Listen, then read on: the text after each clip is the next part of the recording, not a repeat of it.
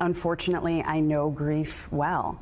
You know, I will never forget the day that my mother had a seizure, collapsed, and died with me and our family by her side in my childhood home. And then over a decade later, my husband and I lost a pregnancy. And each time these things happened, I felt lost. And I also felt a lot of shame for having all of these feelings about grief and about loss. And I wrote this book because I don't want other people to do that to themselves. You know, I want people to know that if you lost someone you love and you're struggling and it's been days, weeks, months, years even, that's okay. You know, grief is a normal part of life. I want to read this passage for those listening. Vulnerability requires a sense of safety that is not equally distributed in our society. Some people are too busy to be vulnerable.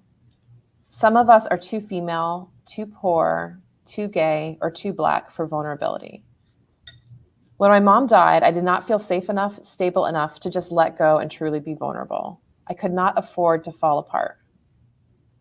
I've come to recognize that we struggle hardest when we don't feel protected. This often makes grief tougher for people of color, Black people in particular, because the safety that vulnerability requires is so much harder to access. How can you grieve when you can't breathe? How can you grieve when you are still forced to argue that your life matters?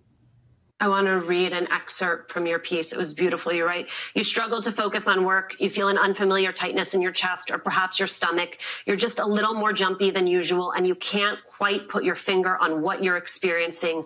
I am here to tell you that pain is grief.